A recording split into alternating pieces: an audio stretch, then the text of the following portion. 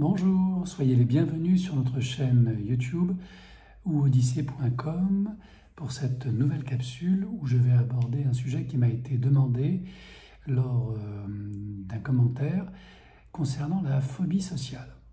Donc je remercie cet abonné Alex pour cette demande. Donc la phobie sociale, qu'est-ce que c'est? Alors d'abord, la phobie sociale est un trouble anxieux qui est lié donc à une stratégie d'évitement face à une situation ou un objet que la personne ne peut gérer. Alors la phobie peut être liée bien sûr à un objet de type trauma de l'enfance, ça peut être un animal, ça peut être une araignée, un serpent, etc. Mais là c'est la phobie entre guillemets classique qui génère une anxiété, une réaction émotionnelle et physique très importante.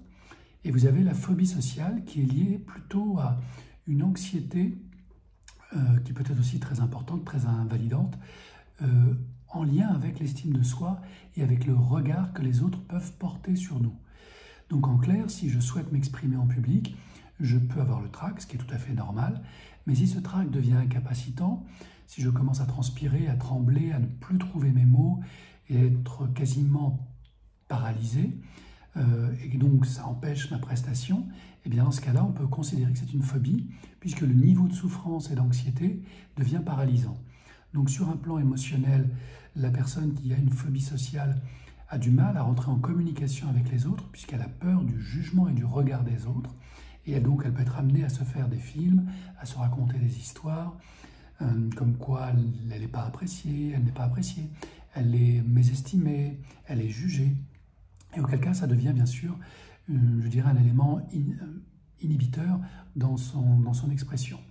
Donc la personne qui souffre de phobie sociale va avoir tendance à plutôt éviter ces situations pour ne pas avoir à souffrir. Elle peut aussi s'engager à vivre une situation et au dernier moment, annuler sa prestation.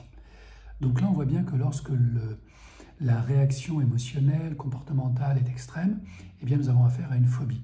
Et une phobie sociale, donc une phobie liée au regard des autres. Alors comment peut-on traiter, soulager, réparer une phobie sociale? Il y a 3 niveaux d'intervention. Le premier niveau, c'est rééduquer la personne à travers son comportement en l'aidant à se mettre en situation progressivement, de manière d'abord neutre, dans sa chambre, chez elle par exemple, en lui faisant réciter un texte. Ensuite, face à des personnes qu'elle apprécie, dont elle sait qu'elle ne sera pas mal jugée.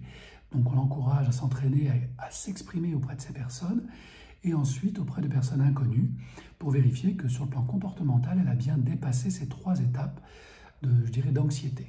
Ça, c'est la première étape de guérison, qui est liée donc au behaviorisme, donc au comportementalisme, que l'on va proposer à la personne.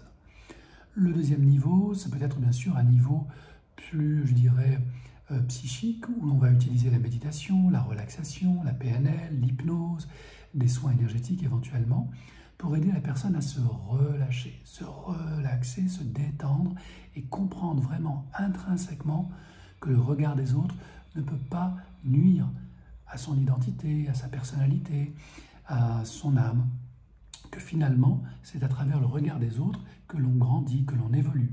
Et c'est peut-être finalement une bonne chose que d'être observé, car c'est peut-être de cette manière que nous prenons conscience de notre réalité, de notre existence et de notre place. Donc par ce biais-là, la personne peut tout à fait grandir et prendre conscience que le regard des autres n'est que le miroir de sa propre réalité.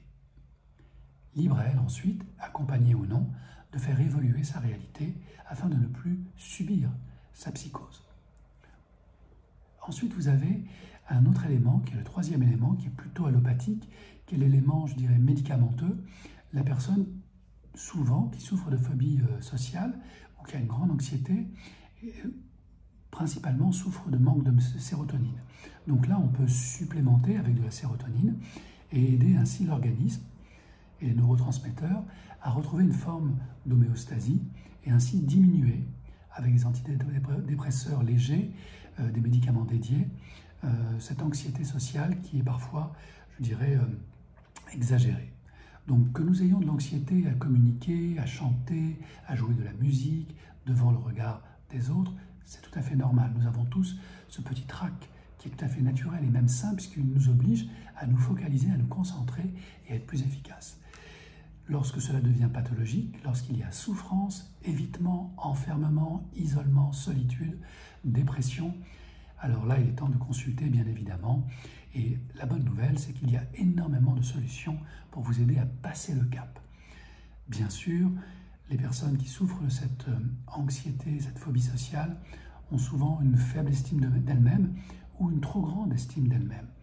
Donc l'intérêt, c'est d'arriver à retrouver une certaine balance en se disant « je ne suis pas meilleur que les autres, mais je ne suis pas moins bon que les autres ». Donc j'ai une valeur, cette valeur, elle est toute relative, elle dépend de ma capacité d'engagement et surtout de mon humilité. Les personnes qui souffrent de phobie sociale sont souvent des personnes très sensibles. Elles peuvent aussi apprendre à gérer leur sensibilité, seules ou accompagnées. En tout état de cause, il n'y a rien qui ne puisse être réparé, car lorsqu'un problème survient dans notre vie, il y a souvent la solution à l'intérieur. Prendre du recul, s'observer tel que l'on est et se dire que, somme toute, l'on progresse chaque jour un peu mieux et que chaque jour est une nouvelle expérience de vie. Et à partir de là, apprécier ce moment, car chaque jour l'on peut progresser et ce progrès nous mène vers nous-mêmes, ni plus ni moins, juste qui nous sommes, jusqu'à découvrir cette force, cette beauté en nous, qui fait que nous sommes des apprentis de la vie. Et en apprenant, on a le droit à l'erreur. Et cette erreur devient un apprentissage lorsqu'on libère notre esprit du jugement de soi. Merci. Namasté.